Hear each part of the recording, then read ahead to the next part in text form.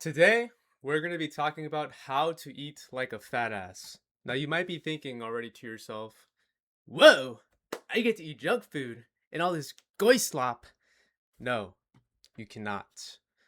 And I'm going to be talking about why you cannot be consuming these types of things. Now, here are my credentials.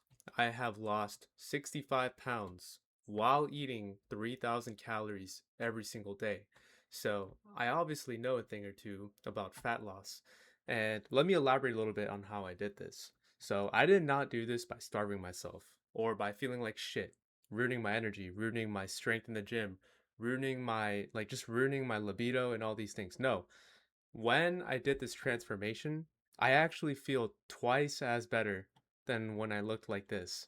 I used to be very low energy, low sex drive. Obviously, I was fat, had these love handles, but now I have insanely high energy every single day, super high confidence. I've actually 2x'd my testosterone based on blood work. So over here, I was about 400 nanograms per deciliter. Now I am around 850 nanograms per deciliter. So I've obviously had some pretty good results. And as you can see, my physique looks way better. I even have a tan. I actually look like I have more muscle than when I was over here.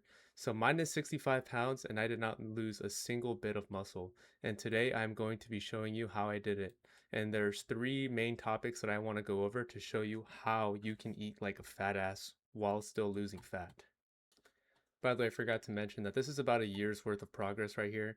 I would say that my progress really started to accelerate in these past 3 months, particularly because, obviously I wasn't 100% dialed in for the first few months of this progress. But the past 3 months, I have been 100% locked in, cutting zero corners at all. So if you want to see results the fastest, you're really going to want to follow these three things that I'm about to tell you like as close to 100% as you can, because the more bullshit that you cut out, the faster you're going to see results. Even a little bit of bullshit can slow down your progress weeks to months. Now, what I'm going to be talking about is going to be very surface level. If you want to go deep into any of these topics, you can ask me questions in my Skool community. The link will be in the bio below, and you'll have 24-hour access to me and any questions you might have. I will always answer them to the best of my ability. But moving forward from that, we're going to start off with hormonal health. Now, hormonal health, there's three main things that you're really going to want to focus on. Optimizing your testosterone. Now, this is also very general because there are obviously many other hormones besides testosterone, like free testosterone, bioavailable testosterone, DHT, estradiol, luteinizing hormone, SHBG, all these things. But I'm just going to put optimizing testosterone right here. And all these three are going to optimize your testosterone in some way. So this is obviously very general. But if you want to lose body fat, you really need to have higher testosterone, because if you struggle with low testosterone, that can keep you in a very skinny fat state where your body holds more fat in areas like the chest or the stomach. And I actually had to go through this as well because, as you can see in like my before photo, I was holding a lot of fat in my chest area and in my love handles area as well as the front. And these are all signs of low testosterone. When you have higher testosterone, you will naturally just burn off the fat in these areas, even though they can be stubborn. Because I will say, I did not burn off these areas of fat until like 6 months into my progress, so it can take a lot of time. But again, the more you lock in, the more progress you're going to see. You're also going to want to get a lot more sunlight because the sun is anabolic AF. You're going to be getting a lot of vitamin D. You're going to be tanning your body, making it look more aesthetic. And sunlight can also go into a lot of other things, like grounding, for example. Grounding is known to also boost testosterone. Essentially, what grounding is being outside, having your bare feet on the floor, whether it be like on sand at the beach or dirt, grass, whatever it might be. I've even heard that you can also ground by like touching a tree. The saying like just go hug a tree, you'll feel better. Well, there is some truth to that. I'm not like obviously this is a nitpick. Like I'm not saying that, oh, 5 minutes in the sun you're gonna double your testosterone, but you do it every single day, you're gonna notice a difference. Especially when you blast your eyes with sun in the morning when you wake up, you're gonna reset your circadian rhythm, and it's gonna go over into the next point, which is sleep. Before I go into sleep, I also have to make a disclaimer. Don't fucking blast your eyeballs with sunlight. You can just go outside, close your eyes, get direct sunlight onto your eyelids so that you can, not go blind. But anyways, going into sleep.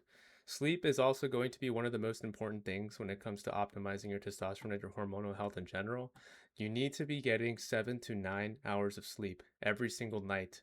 And this is very important because one bad night of sleep can lower your testosterone by 50% for that day. Have you ever had a bad night of sleep where you're getting like only 2 hours, 4 hours, had a long day at work, whatever, and then you wake up the next day and you just feel like shit? It feels like your whole day's ruined. You take naps. Sometimes you take naps that last for 4 hours. These are all signs that your sleep is very bad and your hormonal health is bad. So you need to be maximizing your sleep quality because if you don't do that, you're going to have bad testosterone, bad hormonal health, and it's going to keep you fat. Now, you already might be asking yourself by seeing these past 2 points, what does any of this have to do with eating 3,000 calories? I just want to fucking eat and be a fat ass and still lose weight. Well, you have to remember that fat gain, you usually like your body stores way more fat in your body when you have low testosterone. All of these things are lifestyle changes that you need to implement into your life to have optimal hormones so that your body just shreds fat way easier. And obviously, things like calorie deficit do matter because if you're eating in a calorie surplus, you're going to get fat, or not get fat, but like you're going to gain weight is what I'm trying to say. And the goal here is to shred body fat and get fucking shredded.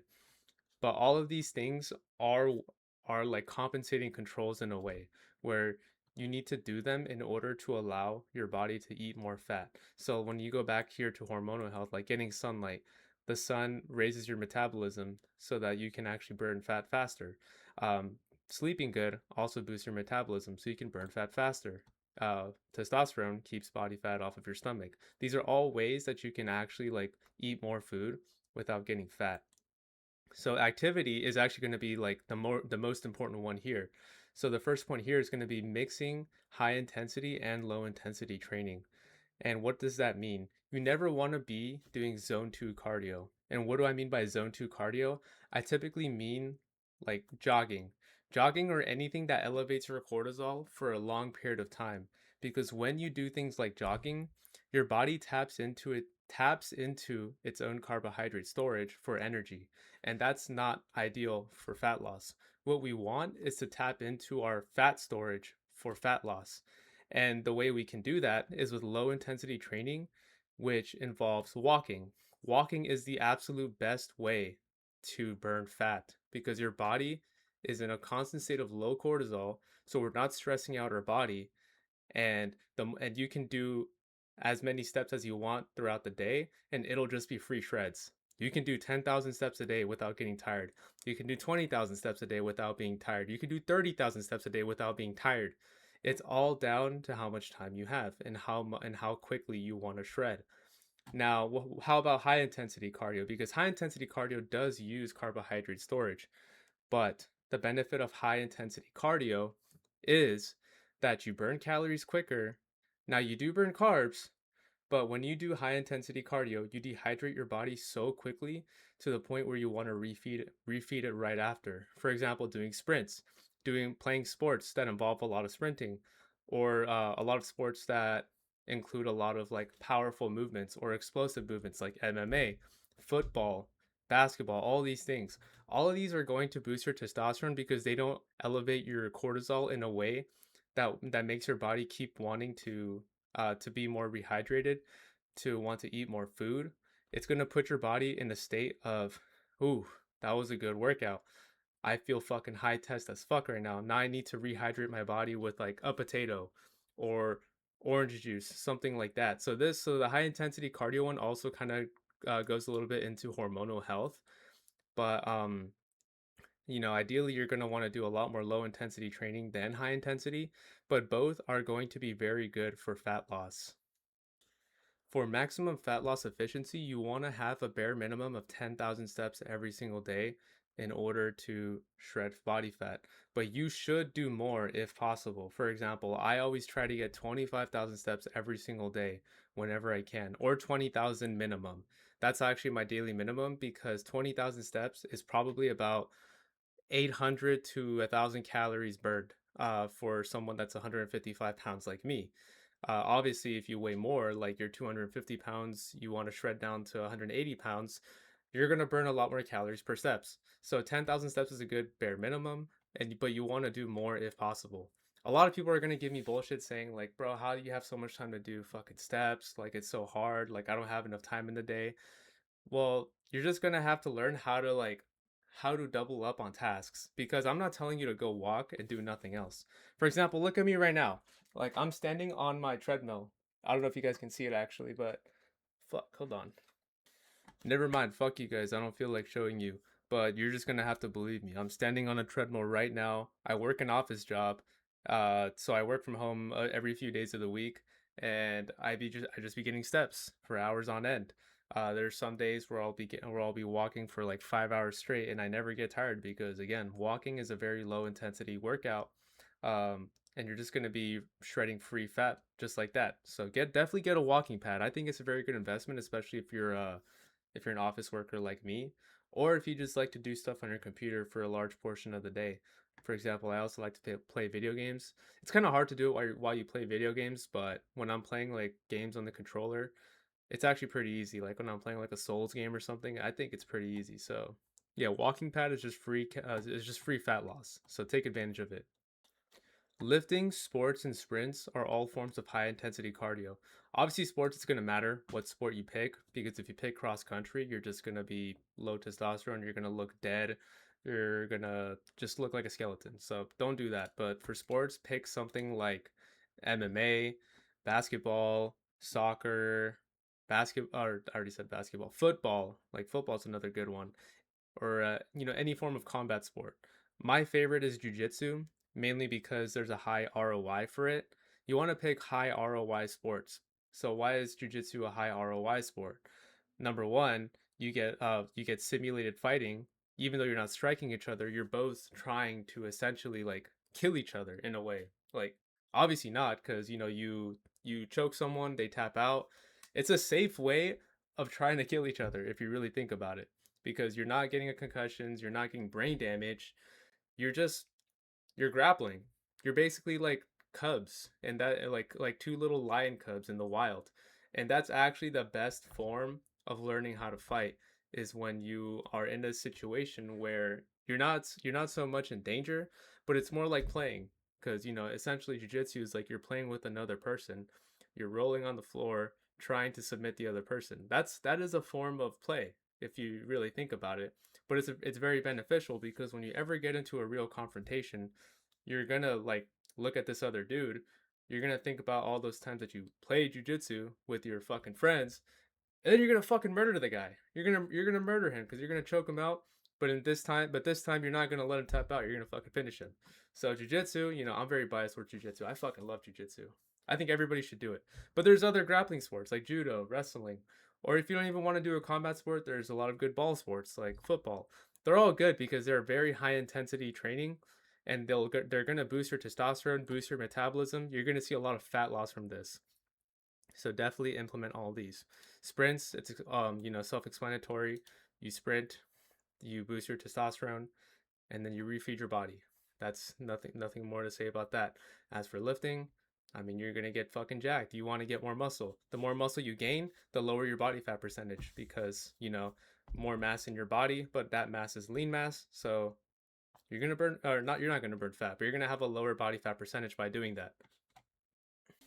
But to kind of summarize activity a little bit, you're basically going to want to outwork all the food that you eat because the main thing that people do, and that's very wrong in a calorie deficit, is they restrict the calories so low, but they don't like do any activity. Like most people, they'll just go to the gym, lift weights, eat 1,500 calories a day. This is actually really horrible for your body because your body's going to be in a constant state of high cortisol. You're going to have lower testosterone. Your metabolism, it might slow down. I'm not like, because, obviously when you eat less and lose body fat, your metabolism does kind of speed up. But when you're doing it in this type of way, you're just going to give yourself a skinny fat physique, like exactly what I had here. Like, obviously, I was very high body fat, high weight. But as you can see, I have this like skinny fat physique because I'm not like obese, but I also don't really have a lot of muscle in my arms or my chest. Like I had some, and this is 3 years of lifting, by the way. Like fucking awful, dude. Like I had made no progress these past 3 years. It's actually insane. But like you're basically gonna want to like give yourself enough food to actually be able to have like good hormonal health while also being in a calorie deficit. And that sounds very hard, but it's very easy when your lifestyle is actually in check. Like when you have optimal testosterone, you're getting a lot of sunlight, getting very good sleep, and actually doing activity throughout the entire day to keep your metabolism high and to also work off the extra calories that you eat. Because like as I said before, I eat 3,000 calories a day. And obviously, at the beginning of my cut, I ate more, like 3,500, maybe almost 4,000, and I was still losing weight because I was getting 20,000 steps a day. I was doing Brazilian Jiu-Jitsu 3 times a week, and I was also doing Muay Thai at the time. I was doing Muay Thai as well. Muay Thai is great for shredding fat because it's very high intensity, and I was also lifting weights 5 times a week.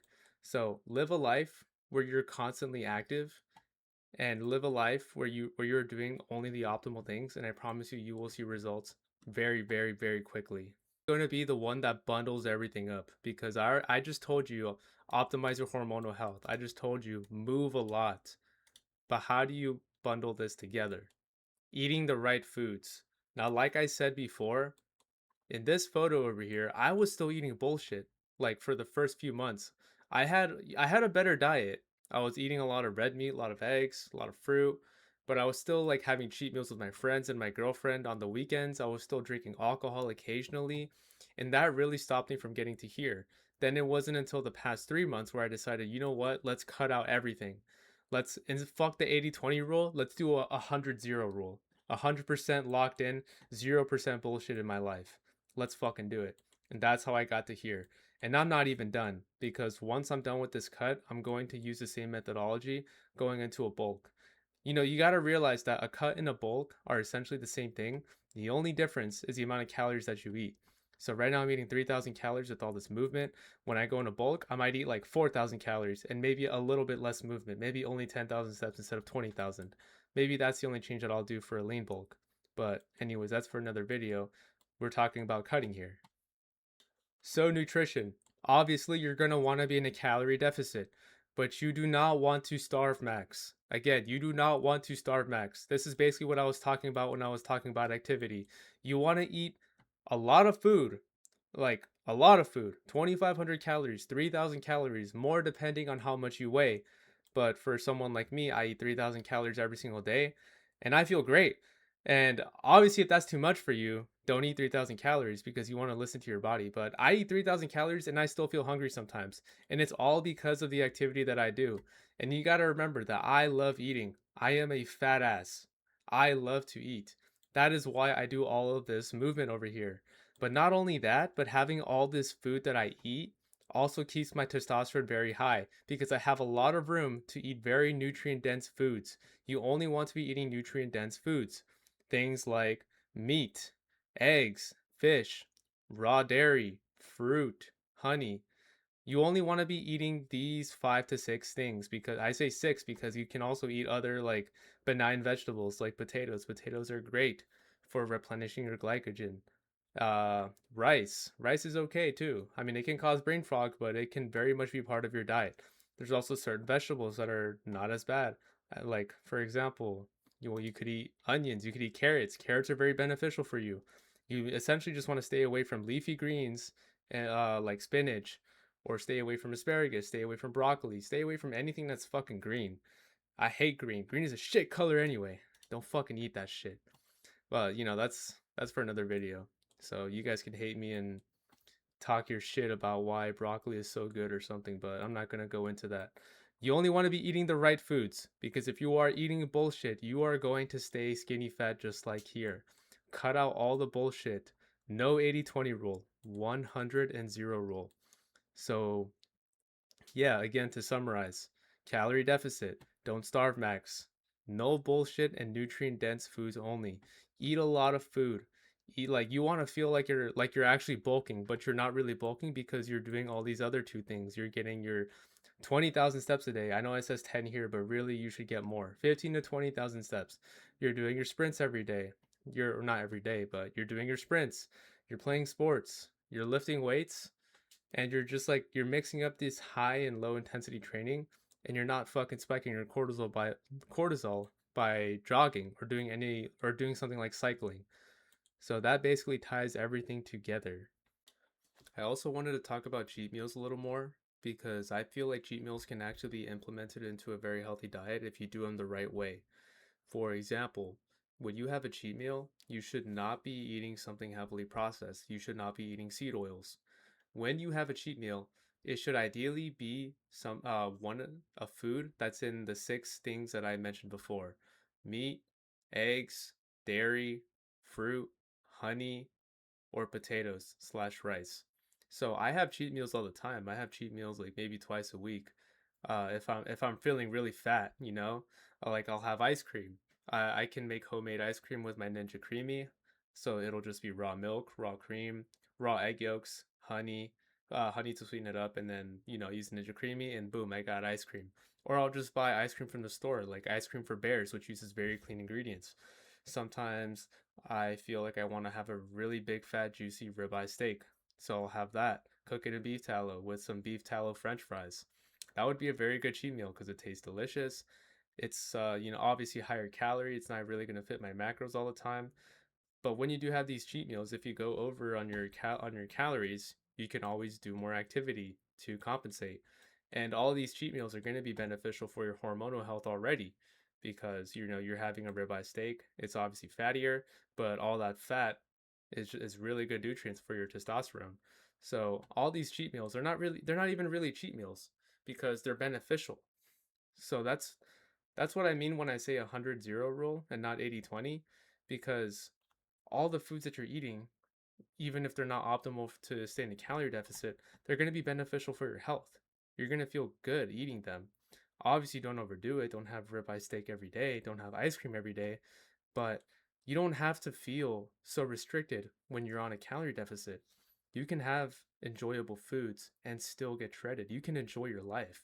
My entire methodology to getting shredded is enjoying your life while doing it.